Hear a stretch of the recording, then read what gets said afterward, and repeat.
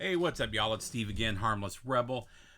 Doing a quick concert review, another stadium tour, actually. Last night we went to see the Red Hot Chili Peppers on their global stadium tour, which is, I think they're five or six shows into the U.S. leg of the tour.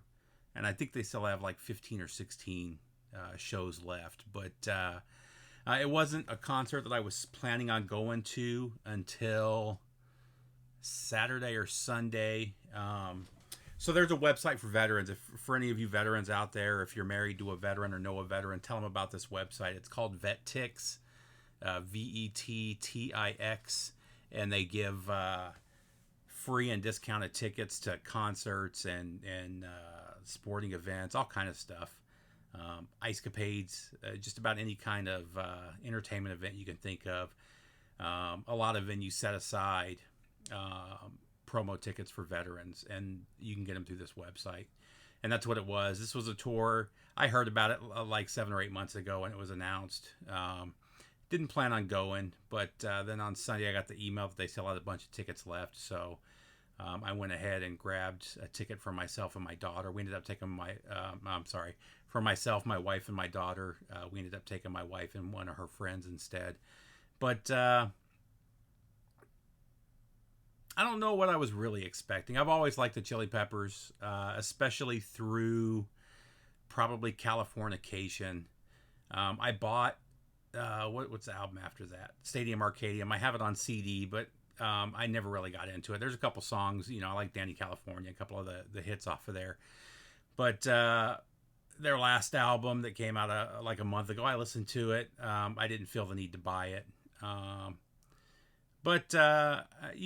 had never seen, at least I don't think, I might have seen them on one of the Lollapaloozas and I just don't remember. But I don't think I've seen them live until last night. And if I did, it wasn't such an amazing experience that it's like stuck in my mind. So we got there about a little after, about 6:45, 6:50ish. The first band that was playing was Battle Cat or Thundercat. Thundercat, I think that's what it is. It wasn't a band I was familiar with. I wasn't going to rush to get there. So we got there and into the stadium. If you watch my last stadium video, it was the same. It's Truist Park. It's where the Braves stay. And I had some complaints in that video. Pretty much all of those issues have been taken care of. This was really pleasant. Everything was really simple. We got good parking. That was about a 10-minute walk from the parking garage to the stadium. Even getting out, it took a little longer to get there because of the crowds all going back to the parking areas. But even getting out, it only took us probably about 20 minutes. Once we got to the car, even with the lines and stuff, about 20 minutes we were away from the stadium. So a lot more pleasant that way. My complaint with the last stadium tour was there were only 2 merch tables set up. So for the Chili Peppers, they had 2 huge tables set up. And then they had little satellite tables everywhere. So as you were going to get a drink or going to get some food, there were a bunch of tables. Now the satellite tables had all the shirts. I'm sorry, the main tables had all the shirts. The satellite tables only had a few. Each satellite table only had like 4 or 6 shirts. But still, if you wanted to get something that was real simple, there were no lines other than at the main table. So it was pretty cool. And they had shirts and albums, quite a bit of stuff. Anyway, so we were there for the entire set for the Strokes. Again, a band I'm not into, I'm not familiar with. I know the name. It's just not my thing. They're more of a, I don't know what you call them. Modern rock, modern garage, yuppie garage. I don't know. Just it's not my thing. They sounded good. The sound wasn't great for them. The vocals kind of mixed in, distorted in with the music. There was a little more echo, so I don't know If it was a different sound person or what the deal was, if they were using a different setup, I don't know what the deal was. But and I will say, when I went to the last stadium tour, there were some definite sound issues, and I thought maybe it was because it was a stadium. Let me tell you, the Red Hot Chili Peppers sounded fantastic. There was a tiny bit on the first song with Anthony Kiedis where he kind of overpowered the instruments a little bit, and by the end of the song they had adjusted that out, and it sounded really good. So from that point on, I mean, it definitely didn't have that closed in sound that you get from a theater, but I mean, it sounded really good. I was really impressed. So for the last tour, the Motley Crue and all of that, we were right up. We were in the 8th row, right up near the stage. This one we were all the way up in the 400 sections. These were free tickets. I wasn't complaining. I paid $15 total because you have to pay a processing fee, and then I paid $30 for the parking garage. So $45 for tickets in the 400 section that were, I think they were like $69 a piece before fees. So probably like $89, $90 a piece with the fees. So we paid about half of what one of those tickets would have cost. And the 400 section, it's pretty high up there. I mean, it didn't matter. Even with our cameras, our camera zoomed in, the band was still about this tall. But, they've got big monster screens. Like I said, it sounded good. Anyway, got through the Strokes, pretty good. Again, I don't know the band. I didn't know a single song that they played, so I can't really critique them. Like I said, they sounded good. It's just not my thing. And then the Red Hot Chili Peppers came out, and let me tell you, I was blown away by how good these guys were. I've been listening to them for years, and they've always sounded good. In even live videos that I've seen of them, they've always sounded good. But man, they sounded as good as they sounded in the 90s. I mean, they blew me away. Flea is 59 years old. He's about to turn 60, and he was still bouncing around on the stage like he was when he was 22. Anthony Kiedis, at first, his voice was a little shaky, but by about halfway through his first song, he was good after that, and he sounded fantastic. Even a lot of it he's screaming, a lot of it he's singing. Everything he sung was nice and on key. Chad Smith is always good. What really blew me away was John Frusciante. Man, I knew he was good, and I've seen videos of him playing, but watching him live, every time they let him open up, I mean, he took over the show.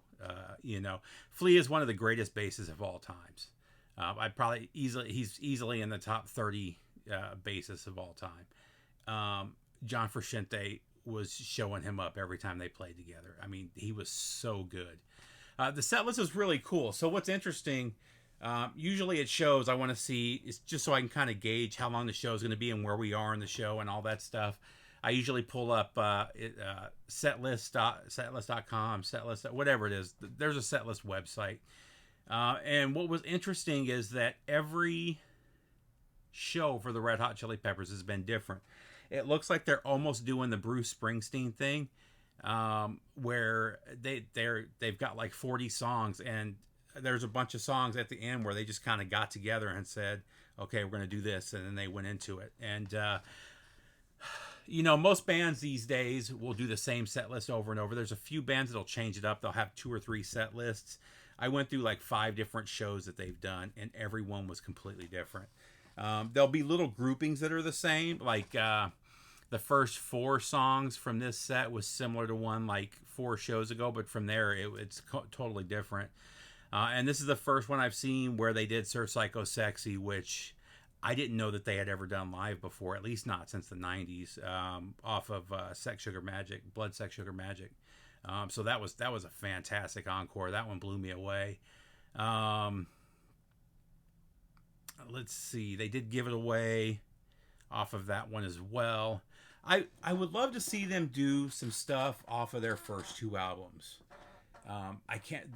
Is it Khalil? I can't remember. It's an Israeli guy. I can't remember the name of their original guitarist, but he was fantastic. And their style on those first 2 albums was so cool. And I would love to, and I get it. Those weren't popular albums. It was Mother's Milk where they really started to make a name for themselves, and obviously they blew up on Blood Sex Sugar Magic. They did one track from Mother's Milk. That's the oldest that they did. Now I did see that there's a couple shows where they did songs for one song from Freaky Styley. Was it Me and My Friends? But for the most part, they did 4 songs from the new album, Unlimited Love, which nobody was into. Every time those songs came on, the entire stadium kind of went quiet.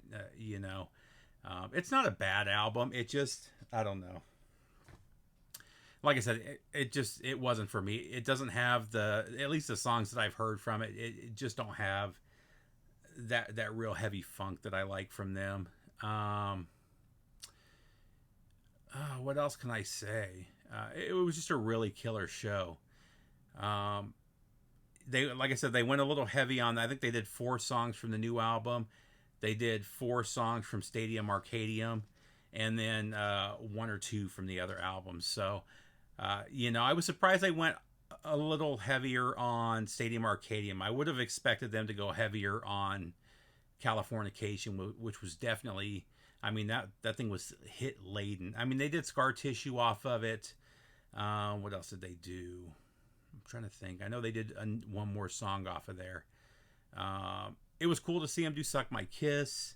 Like I said, they did Sir Psycho Sexy By the Way, which has never been a favorite album of mine, but that song, man, it's just such a heavy, such a funky song. It was really good. They did a cover of They're Red Hot from Robert Johnson.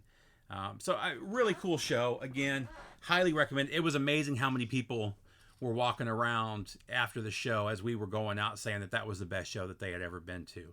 I would not go that far. It was fantastic, though. And like I said, John Frusciante, a whole nother level. Those guys together, man. Anthony Kiedis is great, but the best parts of that show were really when the 3 instrumentalists were just going at it. Man, they just groove so well together. It was just a fantastic show. If you have a chance to go see them on this tour, I highly recommend it. They're all 59, 60, 58. Who knows how much longer they're going to be touring.